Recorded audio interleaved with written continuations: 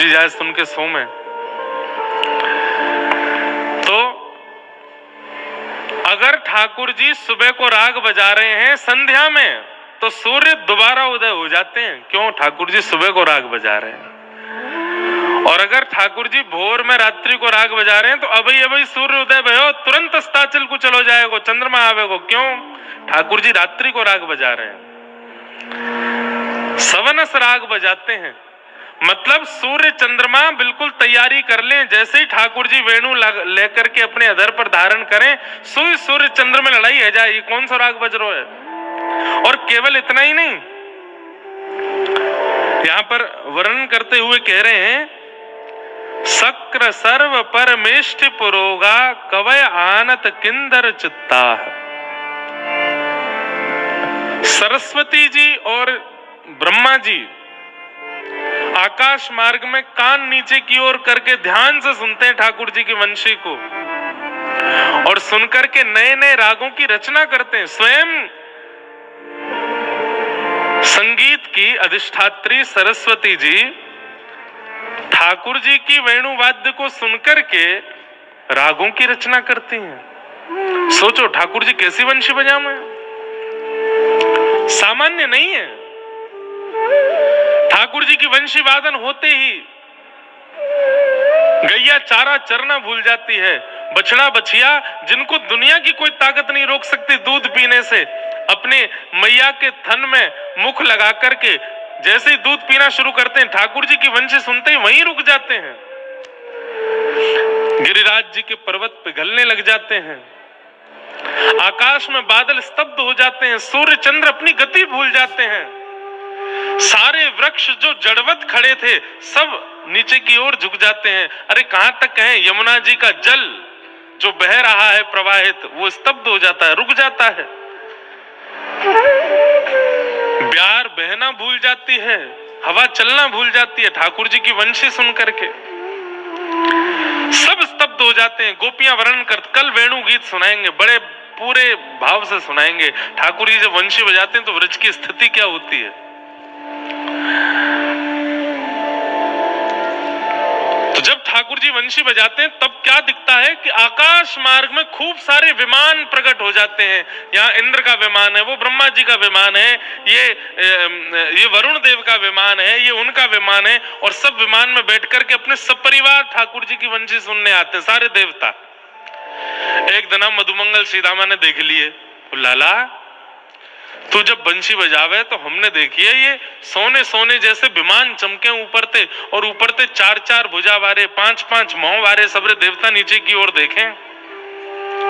लाला तेने गोपीन को चित्तरण कियो, गैयान को चित्तरण कियो, अब तो तेरी बंशी ने देवतान को चित्तरण कर लियो है। ठाकुर जी बोले अम्बे। लाला इनने क्यों कहते? बोले कहा इन्हें कछु दिना ब्रजमंडल में आए करके हमारे ब्रज की ने सेवा कर जाए, ये सबरे तेरी बंशी पे मोहित है गए। कछु दिना काजे ने ब्रजमंडल में बुला ले। बोले का करवावे को? बोले दो हाथन ते पाम दबावे में आनंद नहीं आवे, चार चार हाथन ते पाम दबावेंगे लाला, इन्हें बुला ले। और बोले हम माखन चोरी करके भाजे लाला, आगे ही दिखाई दे पीछे दिखाई ना दे, गोपी कहां आ जाए, या ब्रह्मा पीछे रखेंगे, चारों दिशा ते देख तो रहेगो, यहाँ ते गोपी आ रही है, वहां ते बंदर आ रहे हैं, इन्हें बुला ले, कछु दिन यहीं पे सेवा कर देंगे हमारी। हमने सुनी है वहां पे इंद्र पे ऐरावत आती है। बोले हाँ लाला। लाला फिर तो काम ही बहुत बढ़िया है जाएगा। बोले कहा ऊंचे छीके पे मटकी तंगी भई है, एक के ऊपर एक चढ़ना ना पड़ेगा, वह हाथी ही ले जाए करेंगे गोपिन के घर में, वही मटकी उतार उतार के दे करेगो। मतलब आप सोच रहे हैं, हम आप सब लोग अगर किसी बड़े व्यक्ति के संपर्क में आते हैं तो हमारा व्यवहार क्या होता है, हमारा स्वभाव क्या होता है कि उससे कोई बड़ा काम कराएं। लेकिन इतने भोले हैं ब्रजवासी कि देवतान के संपर्क में आकर के भी करवाएंगे माखन चोरी ही, याते आगे जा नहीं रहे। ब्रह्मा जी ते चार मुखंते ही दिखवाएंगे कि देखियो कहीं तो गोपी नहीं आ जाए, हम चोरी कर रहे हैं। लाला सबरे देवी देवता तेरे बंशी के सुनवे के काजे देख कैसे प्रकट है जाए आकाश में। एक दिना ललिता विशाखा मार्ग में मिल गई तो सबरे सखा बोले अरे तुम बड़ी इतराए करो, वह बरसाने बारी के संग में रह रहे करके खूब आकी जय जयकार करो, चवण उड़ाती चलो आगे पीछे। तुम्हें अभी पता ना है हमारे लाला के कौन कौन से संबंध हैं, कौन कौन से संपर्क हैं। बोले कौन से संबंध है भैया, कौन से संपर्क है? ने कहा मैं बता दे। चल तू मत पूछे, तू जानती भी ना होगी उनके नाम। ललिता विशाखा बोली अरे काय को इतरा रहो, बता दे। बोले ब्रह्मा ना है, ब्रह्मा? बोले हाँ। 4 मोहवारो? बोले हाँ। ब्रह्माणी के साथ आवे लाला की वंशी सुनवे। वो इंद्र ना है, एरावत हाथी वारो? बोले हाँ। लोटो डोले लाला के पीछे। सबरे देवी देवता हाथ जोड़े खड़े रहे बाकी आगे। हमारे लाला जैसो संगीतकार या व्रजमंडल में कहा पूरे ब्रह्मांड में नहीं है। स्वयं सरस्वती कलम स्याही लेकर के आवे और लाला जब बंशी बजावे ना तो उन सबरे स्वरन को लिख ले अपने पास में। ललिता विशाखा बोली बस कर दे, और कितनी लंबी चौड़ी फेंकेगो? यूं हुए त्यों हुए, यूं करे त्यों करे। अरे तू तो कहेगी तुम्हारे बरसाने में कोई संगीत तो जाने ना है, या हमारे लाला ते चिढ़ के ऐसे बोल रही है। ललिता विशाखा बोली अभी तू जाने ना है, अभी सबन ने बंशी सुनी है, अभी हमारी प्रिया जी की वीणा ना है सुनी तुम लोगों ने। ज्यादा ना सुन लोगे बंशी तोड़ के फेंके आओगे जमुना जी में, और पूरे दिन हमारी प्रिया जी के पीछे पीछे रहोगे। मधुमंगल श्रीधाम बोले तो लगी शर्त, एक दिन है जाए आमने सामनो, हमारो लाला बंशी बजावे, तुम्हारी प्रिया जी वीणा बजावे। बोले करो। सखान के सहचरीन के सखीन के सुख के लिए ही तो ठाकुर जी लीला करते हैं। श्री प्रिया प्रियतम की जितनी भी लीलाएं आप लोग सुनते हैं कथा में, ये लीला उनके मन की नहीं है। वे एक दूसरे के प्रति प्रतिस्पर्धा या एक दूसरे के प्रति, कल हम लोग सुन रहे थे स्वामी श्री हरदास जी से कही कि बताओ दोनों में बढ़िया नृत्य कौन ने कियो। ये प्रतिस्पर्धा होड़ा होड़ी ये प्रिया प्रियतम में आपस में ना होवे, ये तो मोय और आपको और उन सकीन को सुख देवे के काजी ठाकुर जी करें। एक से एक पद हैं होड़ा होड़ी के। एक चौसर खेलवे को पद है, वहां में चौसर खेल रही हैं श्री प्रिया जी, और दाव पे कछु लगवायो जाए, और मुझको पद याद आ जाएगा तो सुनाऊंगा। ठाकुर जी ने अपनी पीतांबरी पहले दाव पे रखी और श्री प्रिया जी चौसर में जीत गई, पीतांबरी प्रिया जी ने ले ली। सगी बोली अरे लाला एक और बार खेल ले, एक और बार। बोले अब कहा लगाऊं दाव पे? बोले अब अपनी बंशी लगाए थे। बोले बंशी ना लगाऊंगा, मुकुट लगाऊंगा। बोले हाँ, मोर मुकुट लगाए थे। मोर मुकुट लगाया, सो प्रिया जी ने वो जीत लियो। अंत में आई बंशी। ठाकुर जी बोले मोह तो लगा शाम तक पूरा ही लुट जाऊंगा मैं।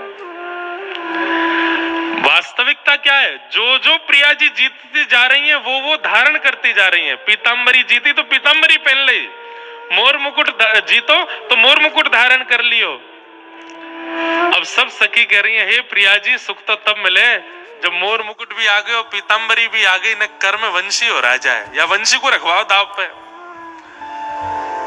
अब वो पद बहुत सुंदर है, छलबल जीती श्यामा, अष्ट सखान को पद है, छलबल जीती श्यामा पर। कोई छल करके ललिता विशाखा ने ऐसी कोई कछु कियो कि श्री प्रिया जी वंशी जीत गए। और जैसे ही वंशी अपने कर कमल पर धारण करी, सबरी सकीन ने श्री प्रिया जी की जय जयकार करी। ठाकुर जी निकुंज से बाहर कर दिए। बोले कहा हो मोह बाहर का कर रहे हो? बोले मोर मुकुट ना है, कटकाचनी ना है, पीतांबरी ना है, वंशी ना है, तुम हमारे मदन मोहन ना हो, तुम हमारे श्याम सुंदर ना हो, चलो जाओ बाहर रहो। अब ठाकुर जी डोल रहे निकुंज के बाहर, कैसे भीतर जाए कि अपनी वंशी लेकर के आऊं। जा वंशी मोरे प्राण बसत हैं, सो वंशी लीन चुराई, अब राधे रानी दे डारो वंशी मोरी। तो श्री प्रिया जी और ठाकुर जी में होड़ा होड़ी है रही है। आज ठाकुर जी वंशी बजा रहे हैं और सामने वीणा लेकर के श्री प्रिया जी विराज रही हैं। तभी ठाकुर जी ने जैसे वेणु वादन करना शुरू किया, आकाश मंडल में सब देवता प्रकट है गए। मधुमंगल श्री राम बोले, ए ललता देख ऊपर, देख वो रो ब्रह्मा, देख वो रो इंद्र, अरे देख वो वरुण देव है, वो देख वो वारो देवता, ये वो देवता। आकाश में सबरे देवता प्रकट है गए महाराज, जय जयकार करने लगे सबरे, अपने आप ही पुष्प तोड़ के लियाए बनंते लाला के ऊपर उछाले सबरे। ग्वाल बाल हमारे लाला की जय हो, नंद के लाला की जय हो, जय जयकार करें। ललता विशाखा आदि सब सखी बोली, है गयो? बोला हाँ है गयो। बोला अब हमारी प्रिया जी वीणा बजाएंगी। सब लोग इधर देखो, ध्यान से सुनो कथा। जैसे प्रिया जी ने अपने हाथ में वीणा धारण करी है और वीणा धारण करके एक झनकार मारी, एक झनकार हेते ही महाराज आकाश को भेदन है गयो, और भेदन हेते ही जो देवी देवता आकाश में खड़े है करके सुन रहे, वे सब अपने विमान से नीचे लुढ़क करके पृथ्वी पर आए करके खड़े है गए। सबने आकर के श्री प्रिया जी के चरणन में नतमस्तक है गए, नाक रिगड़न लगे, सरस्वती नृत्य करने लगी, श्री ब्रह्मा जी जय जयकार करने लगे। अरे यहाँ तो ग्वाल बालन ने पुष्प वर्षण कियो, आकाश में गंधर्व प्रकट है गए, श्री प्रिया जी के ऊपर पुष्प वर्षा करने लगे। अरे अभी वीणा बजाई नहीं है, केवल एक उंगली से झंकार मारी है, तब ये हाल है गयो। और की तो छोड़ो, सामने एक शिला पर बैठे बैठे ठाकुर जी भी नतमस्तक है के नीचे हाथ जोड़ करके बैठ गए, जय हो श्यामा जी की जय हो, प्रिया जी की जय हो। ललता विशाखा बोली, कहाँ है रे मधुमंगल, कहाँ को दुबक गयो जाके? अरे ना यहीं थाड़ा हूं प्रिया जी के चरणन में। बोले बता, अभी तो एक ही स्वर लगायो है, पूरी वीणा सुनेगो? एक स्वर लगबे पे तो 33 कोटि देवता नीचे आए गए। पूरी वीणा अगर सुनाई दी ना तो ब्रह्मलोक कौन सो है, भूलोक कौन सो है, रसातल कौन सो है, पता नहीं चलेगी, सबरे एक है जाएंगे। ये हमारी प्रिया जी है, ये हमारी लाडली जी। पर वास्तव में यहाँ में विजय प्रिया जी की है नहीं, ठाकुर जी की है। क्यों? ठाकुर जी ने वीणा सिखाई है भैया। तस्मात् पुत्रम शिष्येत पराजयेत। गुरु का और पिता का एक स्वभाव होता है, वो दुनिया से जीतना चाहते हैं पर अपने शिष्य से हारना चाहते हैं। ठाकुर जी भले ही वेणु वादन में, संगीत में प्रिया जी की वीणा के आगे हार जाते हैं, पर जब प्रिया जी जीतती हैं तो ठाकुर जी और आनंदित होते हैं। क्यों? त्रेता में हम जब राम थे, हमने ही तो वीणा सिखाई इनको, हमारी सिखाई हुई वीणा ही तो आज ठाकुर जी आज ये बजा रहे हैं। आहा। फिर वाक्य बाद भी एक पद आवे कि ठाकुर जी ने फिर प्रिया जी के चरणों में प्रणाम करके कही, हे श्यामाजू अब ये वीणा मुझको सिखाओ। और श्री ठाकुर जी रोज संध्या काल में ट्यूशन पढ़ने जाते हैं प्रिया जी से, वीणा सीख बजा में कैसे वीणा बजाई जाए। तो ऐसे सब क्रम हैं, ऐसे सब